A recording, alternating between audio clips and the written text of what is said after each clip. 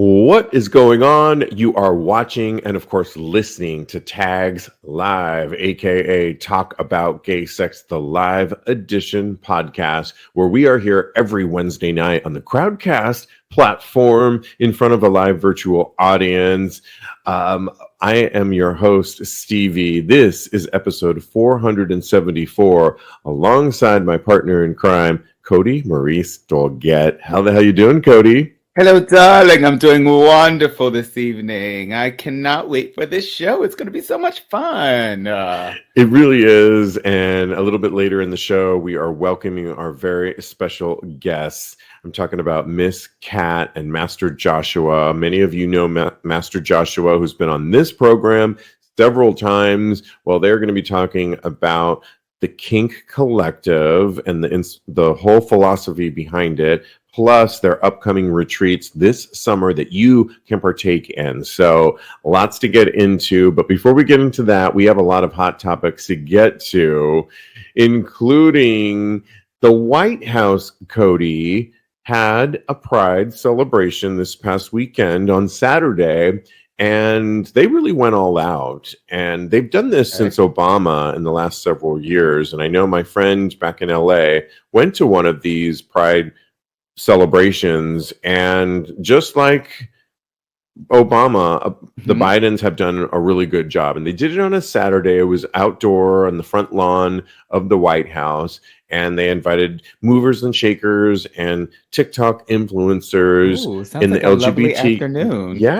LGBTQ plus community. And it sounded great. Yeah. And Biden, which I really loved about it, the First Lady and Biden didn't phone it in. They gave powerful speeches, particularly Biden, and stuck around the whole party, taking pictures with people. Wow. And it was a really joyous celebration for all intents and purposes. Well, there's a little bit of controversy because one of the guests that was invited is a TikTok influencer by the name of Rose Montoya. And she's been making the news, for a little bit of controversy, because essentially she flashed her boobs. She had her hands over her boobs and at the White House.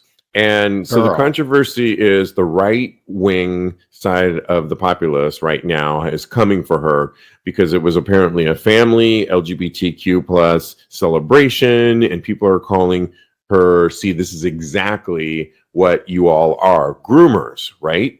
And so she essentially, the story is that she stood next to other trans male people that were invited to it that also had their shirts off as well. And they were showing, she decided to stand in unison with them and cover her breasts, but take her top off. Yeah, that's exactly. And she thought they were showing, as in her words, their scars and proud of their transition. And she was standing in line too. They didn't get called out for it, but also they didn't necessarily post videos on their social media.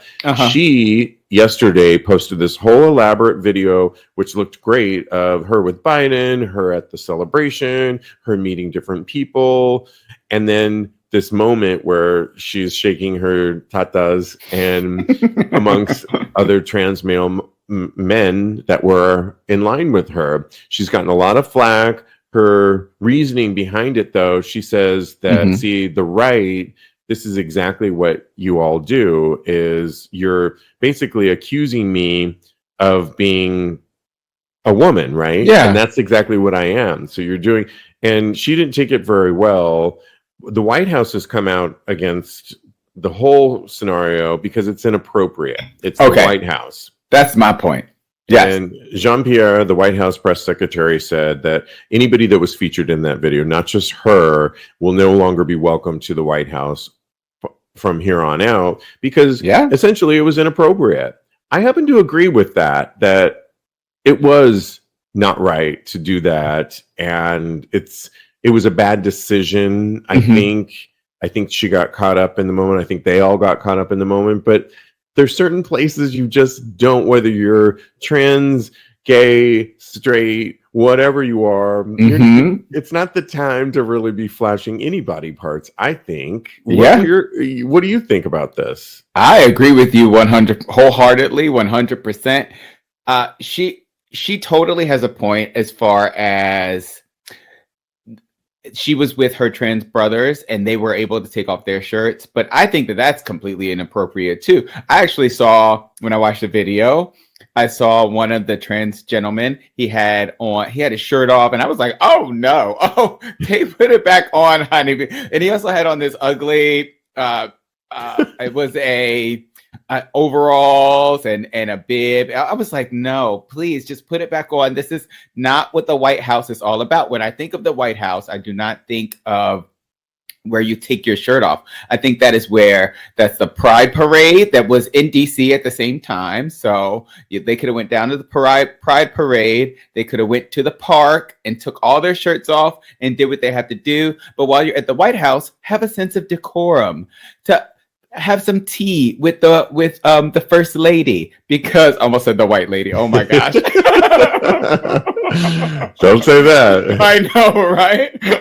Have some tea with the first lady. She's there to have a wonderful time with, to have a nice, civilized type of afternoon. And I do think that if you're at the White House, you definitely shouldn't be taking off your shirt. And that's it.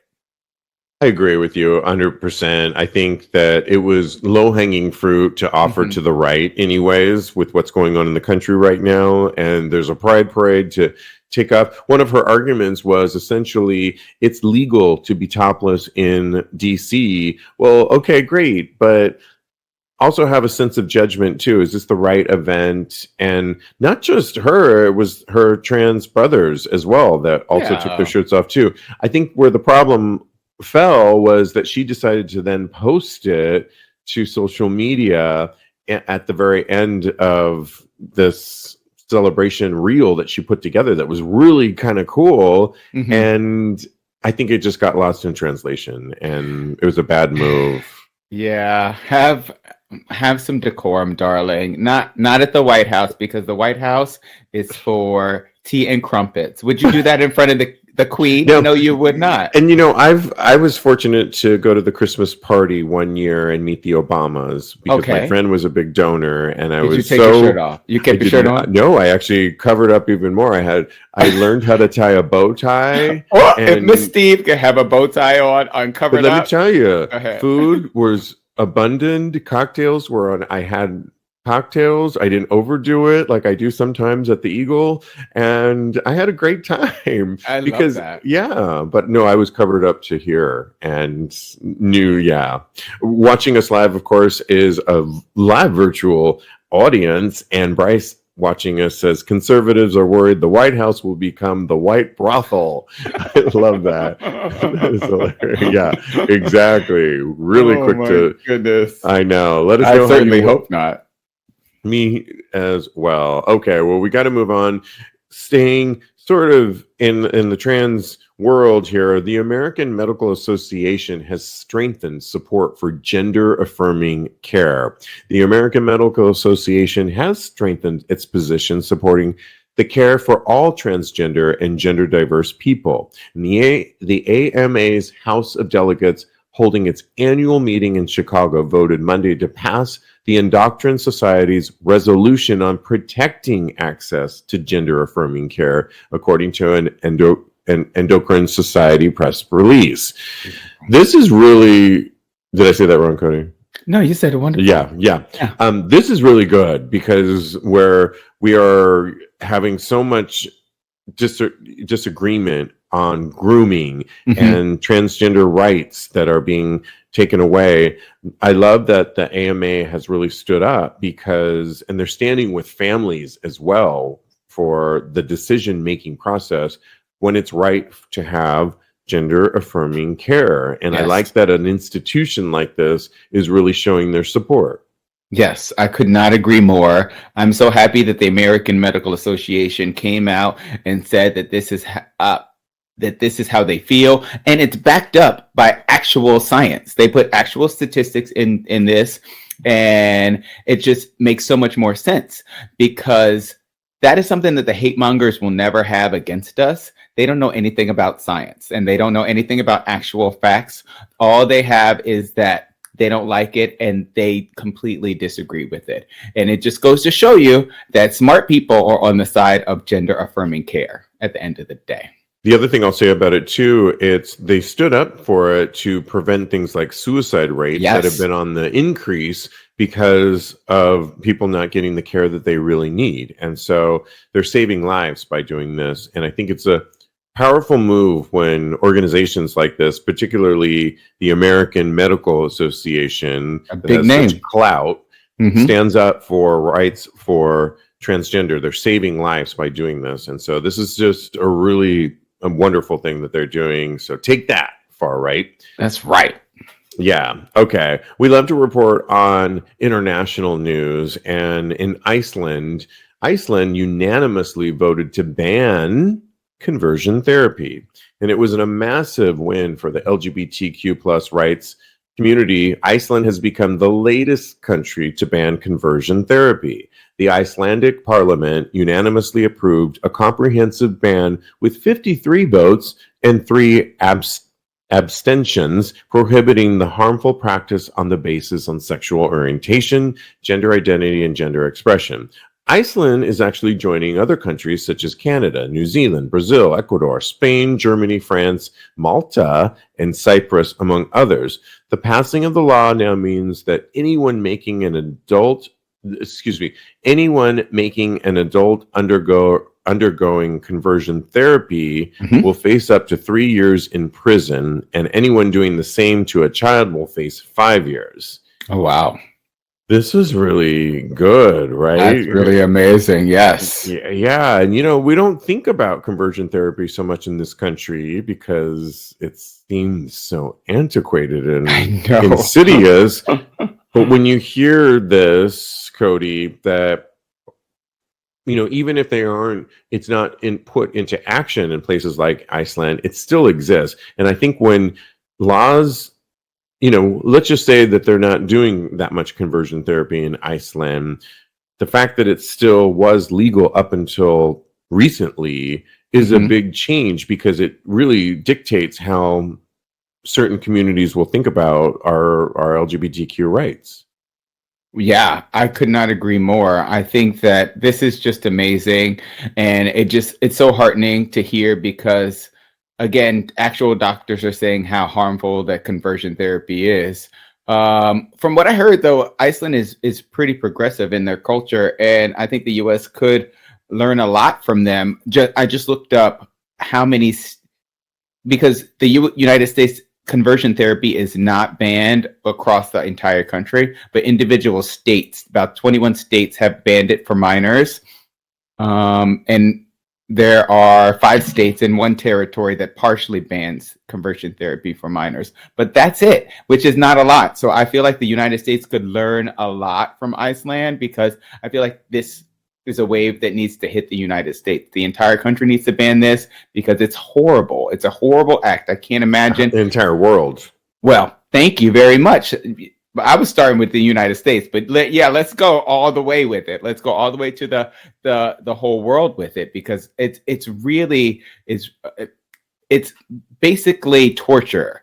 And a funny story, though, when I heard the story initially, I couldn't compute conversion therapy and something positive coming through it. So I had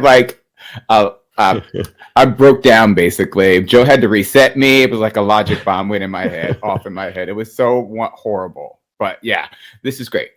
I love it. Okay. Well, we want to remind everybody that we are in the middle of a Pride promo giveaway by TAGSPodcast. And what that means to you is all month long, we've got another half of a month to go. You can get 25% off adamstoybox.com.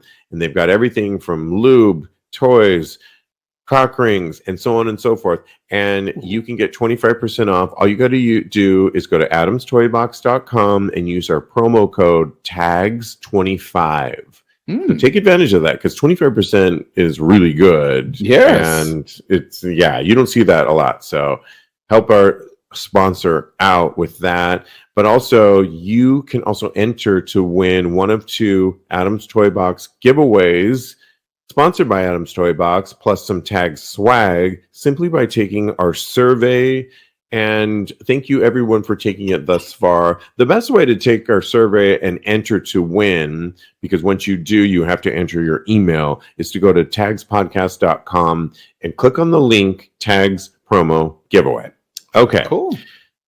I think we have a couple comments before we have time to just read this one last. Yes. Bryce says rough 20 states still allow conversion therapy in the U.S., which is way too high, entirely too high. That's crazy to me. And did you see that Nevada's governor just signed a bill into law requiring insurers to cover trans health care, which is amazing. I think that's great. Thank you, Doug.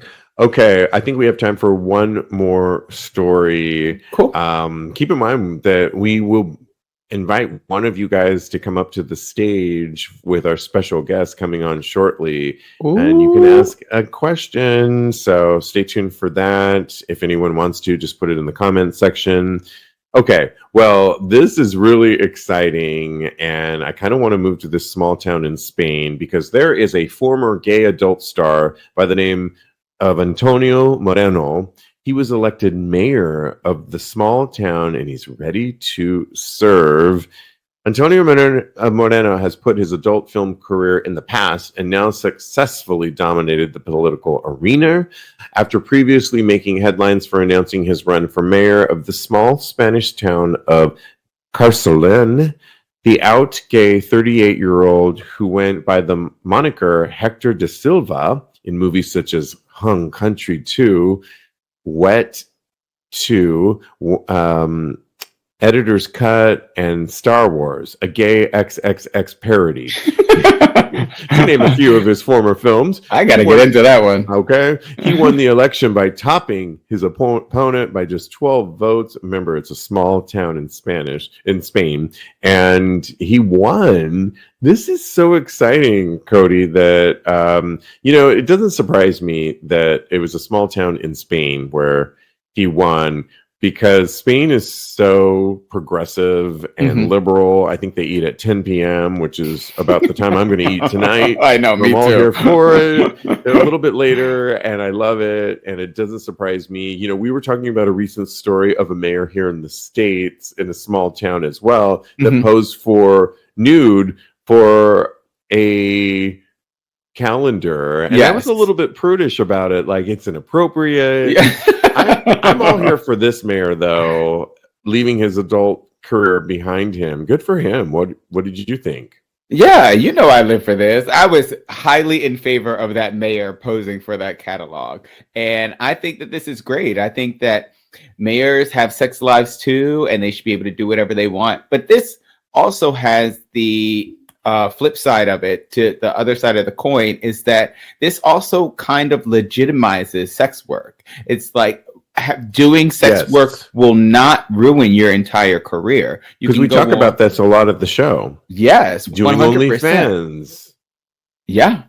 And this man, who was a porn star, is dominating the political career, the political role right now in Spain.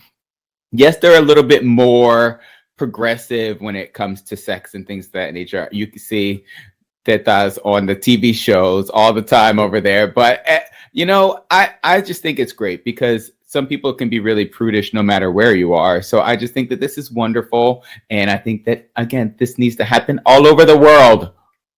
And we all have different cycles of life, too. Some moments we're a porn star, having OnlyFans, which is wonderful. And then we're the mayor. So sorry, I'm from San Francisco, and Willie Brown was known as the mayor. Willie Brown. Hey. It's time to bring on our special guest, Kodi. If you want to do the honor while I introduce. Okay, sounds all good. Right. I am talking about our special guest of the night. Going to be talking about BDSM. I'm talking about Miss Kat. She's a facilitator, an educator, a spiritual and recovery counselor. And also created the Kink Collective alongside a guest who's been on our show several times, Master Joshua. Master Joshua is a facilitator, an educator, a NTSB. And I wrote that down because I didn't actually know what that was until I non-traditional sexual behaviors. I love that. Counselor and end-of-life doula. So welcome, Miss Kat and Master Joshua, to the show. Thank you so much. Hi, nice to be here. Thank you. Yeah, absolutely. Absolutely. Okay, well, we're in front of a live virtual audience, and I know they're going to have questions. Kodi, do they need to pull the camera back a little bit, or are they good? They're good? I think they're good. I think they're good too. Yeah, I think they look fabulous. You both look so beautiful this evening. Exactly. Thank you. There you go. Tighten it up. You feel beautiful. Thank you for having us.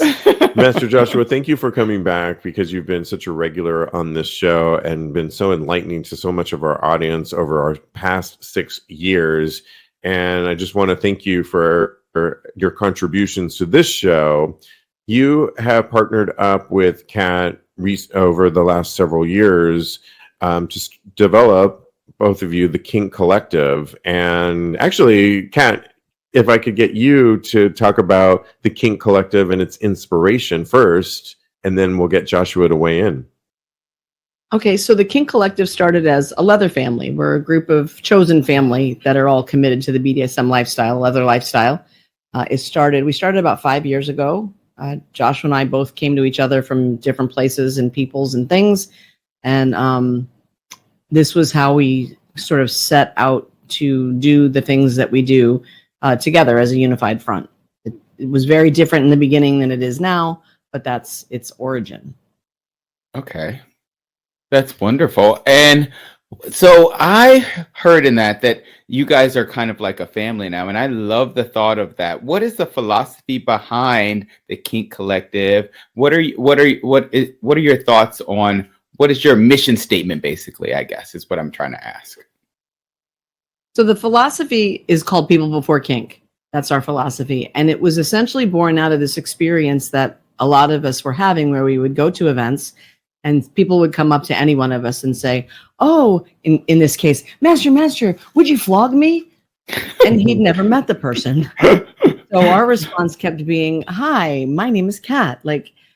So it started us down this road of none of us liked feeling like kink dispensers, like that. It was very objectifying. So the philosophy became who we are comes before what we do, right? And if we can meet each other as people and get to know one another, then whatever play is going to happen will naturally follow that.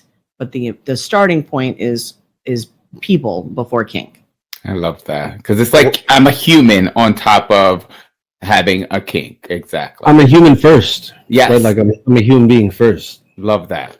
You know, one of the things that I've noticed recently, and I went to one of your events in Brooklyn I loved, it was called Wine and Bind, where we got to test wines, all red, from light to dark, or light to a little bit more heavily bodied, and kink we got to witness, and in that same order. And it was so powerful. One of the things I know that you're doing with Kink Collective is really bringing education.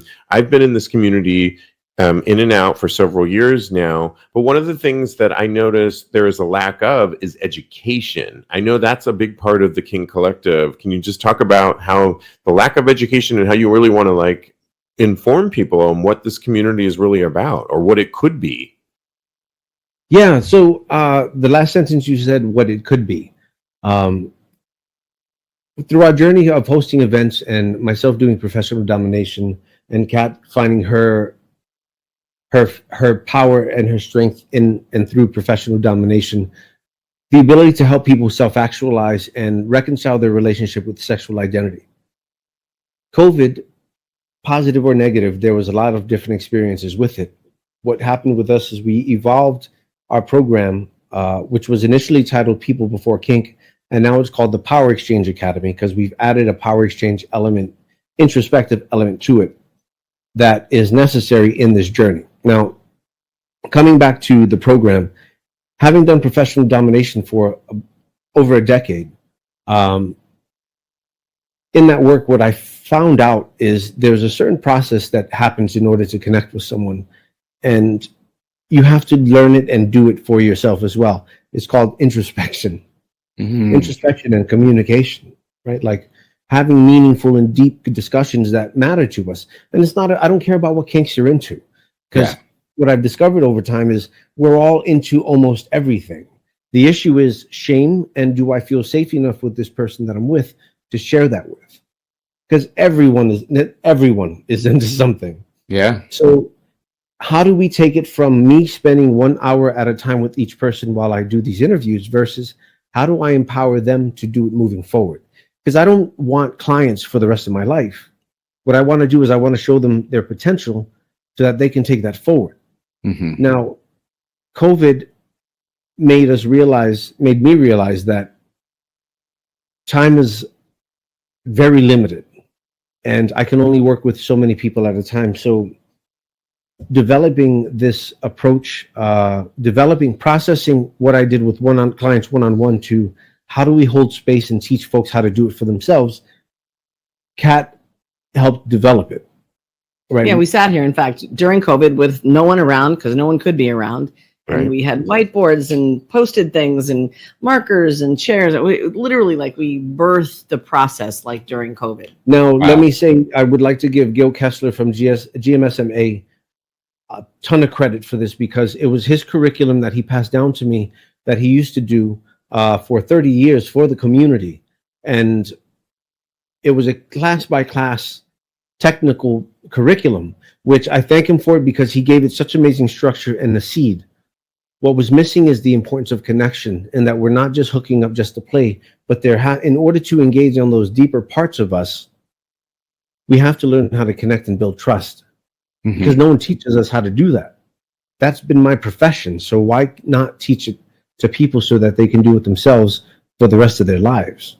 And it transcends kink. It's about being seen and heard. Finding your words to say, this is who I am, this is what I deserve, and in order to gain access to me, my mind, my body, and my resources, this is what has to happen.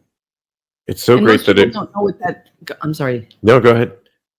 And most people don't even know what that is for the most part. Like, if you ask people, well, what would it take for somebody to have access to your time and your energy and your resources? I don't think most people can even answer that question. So a lot of this process is walking people through what is that for you and then finding your words and then communicating it to other people. I think what's so interesting, I love that it was born in the pandemic because a lot of us had so much time to reflect. I think with kink in general, so many of us, if you've had a chance to explore it, like we're coming on this weekend here in New York, Folsom East, which I know you guys will be there. I will be there as well. But we'll have a booth. One of the things that often has been encouraged with kink is you just try things, right? You try flogging, you try dominance, and you don't know why you're trying it. I think you're getting to more the root cause of what are you about, and you're going actually deeper instead of just trying things. I think it's great though when people want to try certain things and they don't know why they're trying it, but I like that you're going to the deeper root of it. I want to give the listeners a little secret to this. Okay. It's not about if I'm into it, or because there's always this checklist: yes, no, maybe. Yes, I'm into this. No, I'm not into that. I may be into that. I'm curious. It's not about that.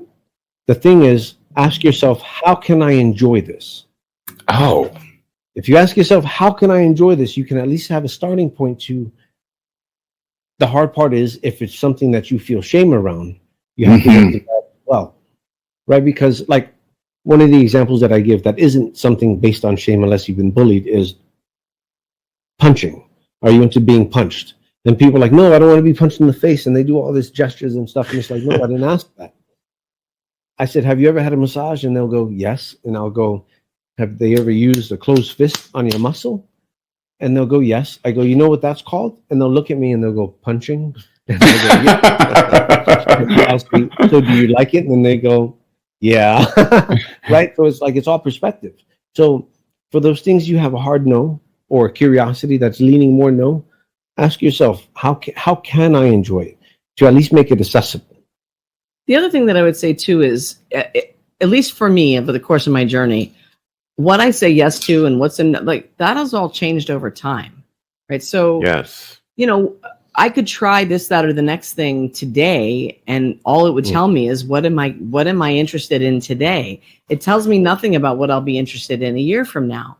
So the process of communication, connection, really being able to connect with another person by knowing your words and knowing who you are, and because that's the through line. Like, who I am and who I'm becoming is my through line, right? Like, what kinks I'm into today says very little in essence about who I am as a person. It just tells you, the flavor of the month in terms of how I like to play, right? What you're enjoying. Yeah, sure, but very different than who is Kat, and how do I feel speaking my truth to another person? Do I feel seen and heard, and am I able to see and hear others? There's also who am I with, right? Because there's some things I'll do with some people that I wouldn't do with another, right? Or depending how long I've known you, there's some things that I won't do with you because they're too personal, right? So there's varying degrees in all these spectrums. Yeah, but that the part about the modality is not as key as this process of coming to know yourself and finding the words and the courage to communicate who you are to other people. Wow. And to see what you get back, right? This sounds amazing. It sounds almost like therapy, and I love that you guys are really are like. No, listen. I'm writing a book called Healing Through Kink. Really? Yeah. No. The idea is, if we can find a space to talk about who we are, we can process, because you can't process in your mind by yourself. Right, you have to be able to find a space to talk and share. Now, having done professional domination for as long as I have, what I realized is holding space is the healing part of it. Listening to someone's life story around sexual identity and their journey through discovery and all the struggle and pain and suffering they've dealt with right before they tell me what they're curious about. Like, for them to come out on the other side of just that talk, they feel validated that they're not wrong. To then affirm that and then move forward to say, well, how do you want to explore it? So that they can actually touch what their shame was or their curiosities are. Like, that's healing all in itself. That's like therapeutic and therapy. For example, some people suffer from fibromyalgia. Yes. And they do impact play so that they can numb the pain. Right? Okay. So that their mind isn't on the chronic pain that they're suffering. Or some folks have it's really managed anxiety for them. So there's a lot that can happen with this process. The issue is people don't know how to be vulnerable because we're not taught how to. People don't know how to communicate because we don't even know what's important to us, because no one's ever taught us that it's okay to dive into that. So there's a process of unlearning and finding someone who is ready to hear and communicate on the same level that we are at this point. It's like something's missing, and I need to discover it. I'm so excited about this book that I can't wait to read it. And I know Kodi has a question, but before that, I just want to share a quick, brief story. When I was at your recent event in Brooklyn, you and I had a moment that we were speaking of punching, and from that moment on, I think I had a breakdown, and I was very emotional, even crying.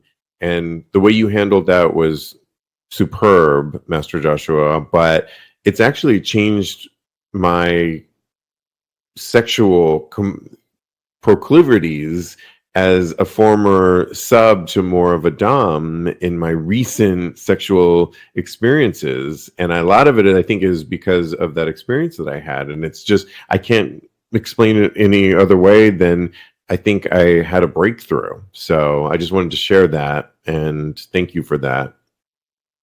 Yeah. Thank you so much. That's beautiful. This is why I do it. It's like, I love this because we find so much permission in existence. And for how long we've known each other, and for the vulnerability that you've shared with me and continue to share with me, that's an honor. Thank you for that. Thank you for having the trust in me to do that. Because it was fucking tough, man. Anybody watching, no, serious, no shit. What we did was big brother, little brother bullying.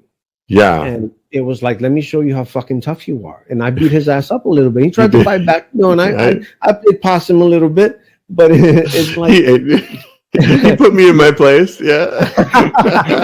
But it's the fact that you were willing to say yes, and that you trusted the whole process of he knows how to go down this road, because I've done this for a while. So for you to believe me and to believe in me and us and what we were creating, it means a lot to me. So thank you.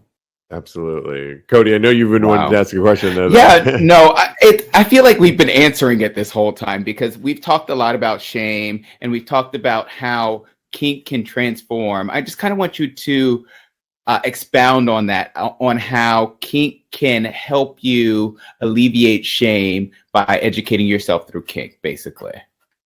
Well, educating yourself, yes, but experience is where the shame comes off, right? Being able to, I have somebody that I work with who they have their kink and they've always done it alone, and they've never been sure that they would be accepted. So the work that we do is around like doing your kink, but letting people see you. And even though, and it's funny because humiliation is part of their kink, but there's a difference between like the humiliation that comes on the good part of kink. Can I give you an example? Yeah, all right. absolutely. So you know how us guys are always scared of getting caught jerking off? Yeah. Okay. Yeah. Imagine working through that fear as an adult. Wow. Right? The shame of I can't jerk off in front of someone watching me because of my parent walking in on me when I was younger. Huge shame. That type of shit. Wow. Yeah, no, So for real. Please. I'm waiting for the gems to drop. I'm like eating them all up. But yeah, so it's like you're healing from childhood trauma by expressing your kink and what you have, like things that you are going through in life, and putting it out there. Yes, putting it on Front Street. That's so beautiful. Yeah. That's what's technically happening. A lot of people aren't aware of that, nor do a lot of people, because you have to be aware, not only acknowledge that that's what's happening, but understand and be actionable on it. Because yes, is it happening? Yes. Does that self-acceptance happen subconsciously? Yes, and it's all cool. But if people were more aware of what is happening, they could act with better intention, right? And when I say, I don't want to sound judgmental by the word better intention, but because casual shit is fun too. Believe me, God knows I spent decades doing casual shit, and it taught me who I was and who I wasn't, right? Wow. But at a point, you discover who you are and what's required in order to gain access to your time, body, and resources, right? Because I love who I've become, and I want to know who I'm sharing it with respects it, right? So that's the process of what's happening, but a lot of people aren't aware of it. That's why acknowledging BDSM as a form of therapy when working with a professional, when the professional understands what's happening. Right, because it's the one-on-one conversations that are healing, and it's that's what validates a person. But the professional needs to understand that too, because we're asking you to reflect on something that you may have never ever shared with anyone before. Yeah, and that's a huge responsibility. Wow, that is so amazing. So the question I was supposed to ask, and then we have a question from our audience. Yes. We all know that the LGBTQ plus community has been unjustifiably under attack as of late. I was curious how this translates over to the kink community, basically. Aside from 50 Shades of Grey, I don't think kink is acceptable. I think it's always shamed. I think there has a lot of work to go before, because it's not just what we do in the bedroom. It's our expression of affection, like collars, right? And thankfully, I found a space where I can do that in public with my slaves and submissives, where we can walk in public and there's no fear around the self-expression, but it happens, right? It happens with the pup hoods. It happens with people wanting to wear leather. Now, I also have a line of self-expression versus people in public. Now, as long as it's not sexual, I'm good with it. Then you come to the Pride March. You come to the Pride March and kink expression. And this is the hard line, because people are saying it shouldn't. In the same breath as the LGBT community, are we conforming our children to some sort of level of normativity that eliminates their form of self-expression. Mm. And it's like we have to be asking ourselves that question. Why do we not want them to see that? Like, but we're not taking the breath. The same way the conservatives are shunning us, we're doing it to ourselves. Wow. Well, and you mentioned something, Kat, in our meeting before when we were testing sound, and that you said we're not protected, and the BDSM community is not protected under LGBTQ.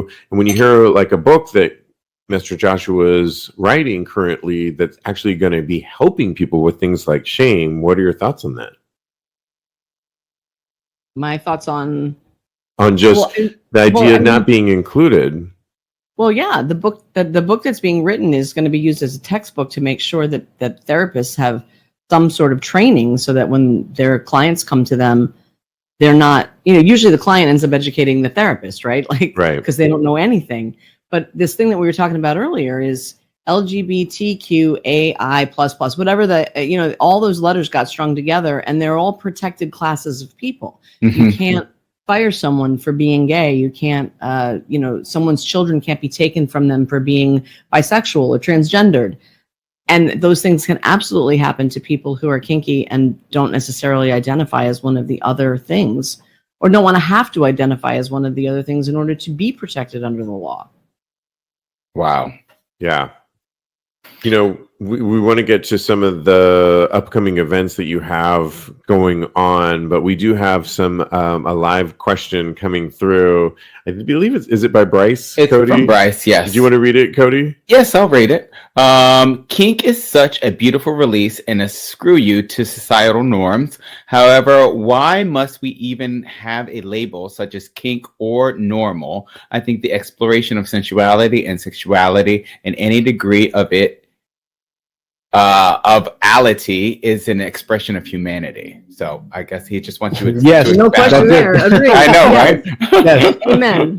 No, it's like you brought up the word queer. I was at this conference in San Francisco, Queering Psychedelics, and while I was there was a speaker by the name of Justin Napoli who spoke about queer and queerness and the definition of it. And ultimately, what I took away from it is that queer isn't about sexual orientation. It has nothing to do with that. It has everything to do with finding your identity that's off the beaten path. Yeah. Everything to do with that. Queerness is breaking the societal expectations in any way. You can be a heterosexual and be queer because you're looking to express yourself in forms that aren't socially acceptable. Wow. You can be gay and be not queer. Look at this guy. I'm going to call out this politician. I forget his name, but the gay governor who fits the heteronormative definition of gay, right? Because that umbrella has expanded of what's acceptable. Because if you look at within the gay community, how much prejudice and judgment is there, right? It's like it's right there. It's right in plain sight. So there is a level of conformity. Queerness is about breaking the norms. We can't want equality.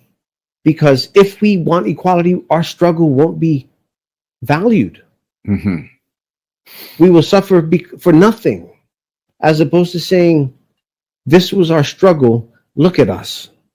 This is what I survived." Wow. Right? I'm a firm believer in earning what we get. Like, don't give me anything. Let me get it, because at the back end of it, it's our identity. It's who we can stand at the end of our lives and say, this is who I am. This is what I did. Wow. That's so beautiful. You know what else I heard? I heard that because you mentioned earlier that everybody is kinky. All right.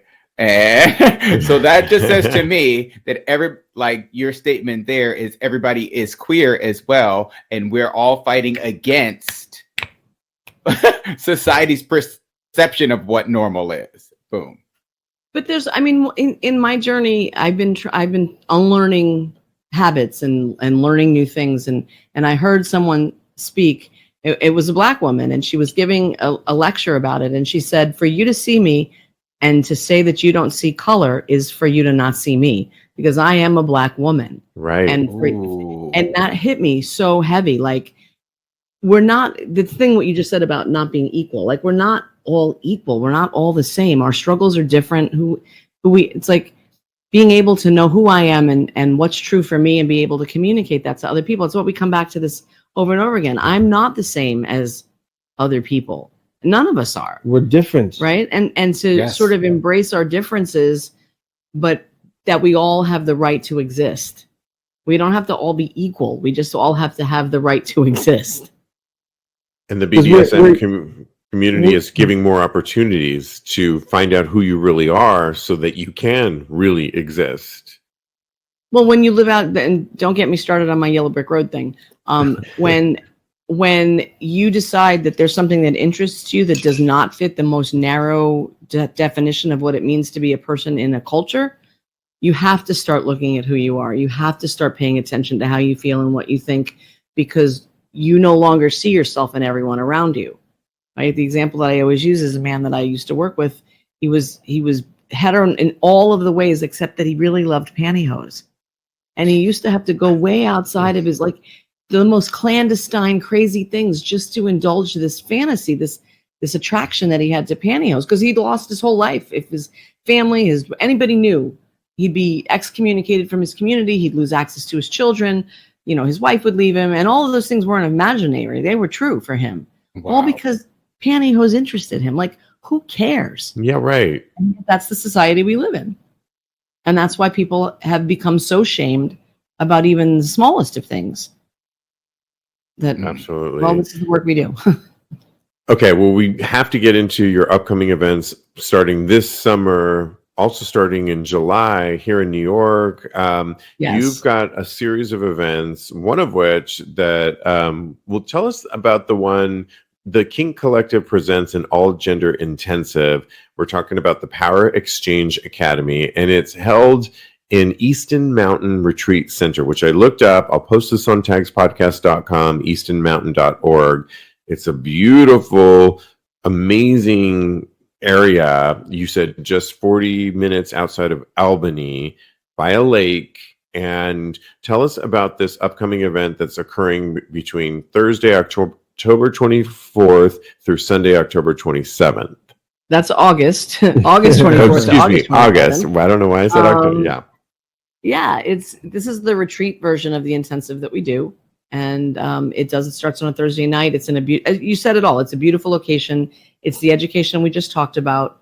We walk people through self-identity. Who am I? And then we set people up to be able to learn to communicate with other people. We have a tried and proven process that we use to help people go from I'm alone in this room, I don't know anybody, to to come out the other side and people's minds are blown and connections are made. Wow. We started with for the first night we have our opening circle, and it's a very spiritual and connected community process. We have our opening circle, and then the first night we do a show and tell where folks can come in and touch everything and ask questions, to where we're trying to remove the stigma from and the fear of what is BDSM. The whips and chains can be very scary. The following day, in this case Friday, we have this tried and true process where we teach you how to hold space and how to reflect and speak your truth, to see what it feels like to be accepted and validated and affirmed in sharing yourself. And in the same breath, you're holding space for someone else to do theirs. And you'll see how much more in common you have than not with a total stranger, based off of things that are fundamentally important for you. It's not even based around kink. We're just teaching you what it sounds and feels like to be seen and heard. This whole first section, there's no mention of kink. At all, intentionally. The first 3 hours of the intensive, the foundational course of the intensive, has nothing to do with kink. And from that point forward, we're teaching you kink techniques and having more discussions. Like we have a discussion around power exchange. What does dominance and submission mean to us? And expressions of power. And it goes really deep into who am I within this realm? Because we can teach knowledge, but we don't teach anything that you can learn on the internet. Right. There's no, wow. I don't care. No one cares how much you know, but how can I use this to help me get better? That's what we do. Right. Once the connection part starts to happen, then the modalities we do offer are taught through this lens. So when we talk about impact or spanking or these sorts of things, it's not technical. We're not having technical conversations. We're talking about, we need to be safe and proficient, but how are we using it to further the connection that we're making with the person in front of us? we do go into the technical elements of it in order so that to make it accessible, to show you that you can do it. Here are the safe spaces. Here are the areas you don't do it. Now, learn how to communicate about it. Because, like, for example, one of the biggest things I tell folks in this class is, as a man, how much permission have you given yourself to explore your body without someone else doing it to or for you?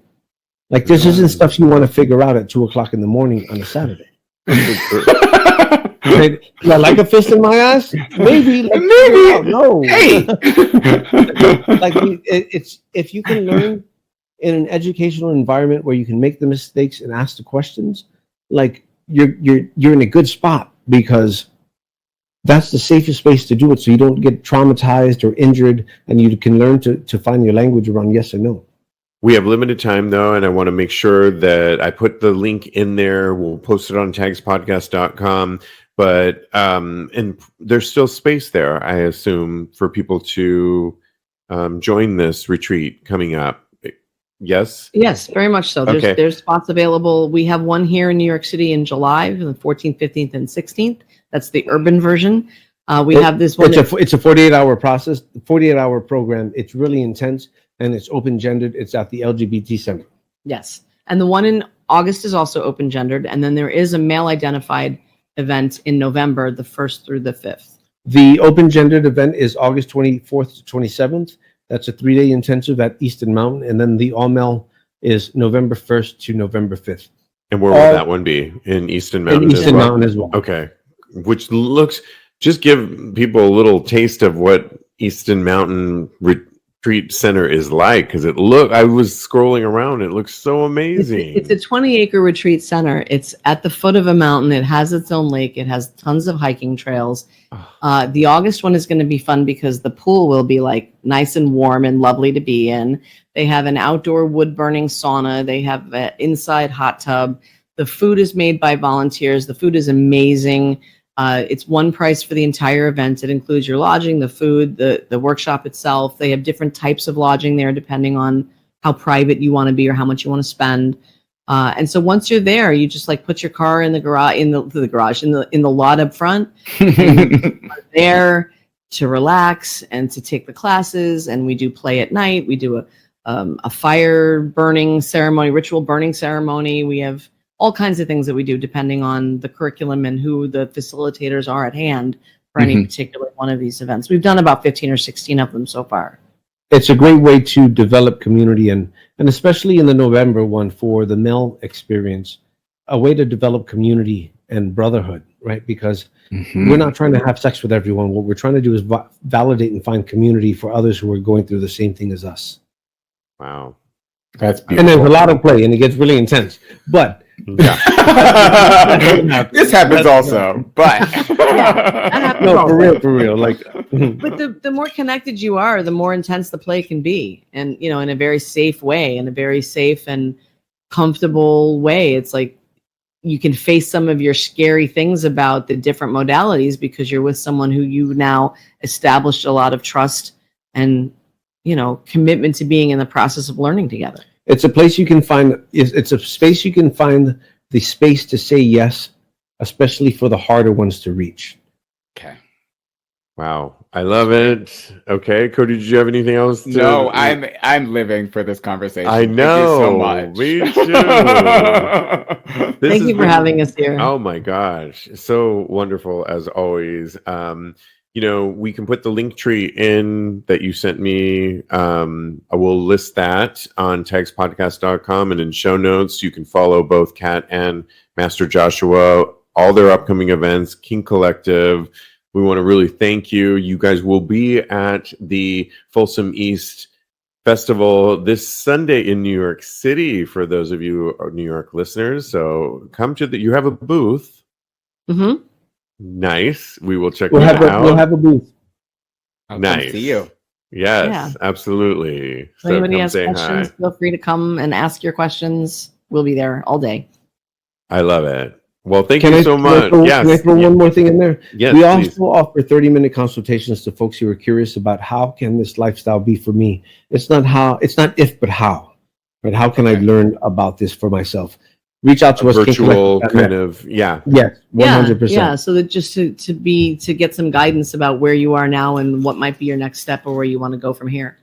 nice. And we'll have Master Joshua on again for Surviving Master Joshua, a book that is my summer read right now. So we will see you soon, I hope, with the author. So see you soon. Thank you so much, you guys. Thank you, guys. As always, so enlightening, Amazing. and thank you. You mean so Thank much you to both. me, Thanks. both of Thanks you. for having us. It was great. Absolutely. Thank you so much. Nice All to right. meet you. Yes. Nice to meet you as well. Hi, you guys. All right. Bye-bye. Nice. Oh my goodness, Kodi. That was great. I Really learned so much. Good. I know. I think we should kind of end it on a positive note there. I feel the right? same. Yeah, Yeah. totally. Oh my gosh, let's leave it there because you guys, we'll list all this on TAGSPodcast.com. You know, you can always follow my co-host Kodi. He's a life coach. Follow him at KMD Coaching on Instagram. Also follow him on Instagram at Mr. Maurice, and he's got a birthday coming up. So wish him a happy birthday. It's coming Send up me soon. some gifts too. Yeah, exactly. Okay, well, follow me on Instagram. I am _Steve V. I am _Steve V. Or follow the show on Twitter at Tags Podcast. Take our survey. The best way to get all information is to go to tagspodcast.com, and we list everything there. Happy Pride, and in the meantime, continue having hot gay sex. Yes, I love it. So much fun. And I just gotta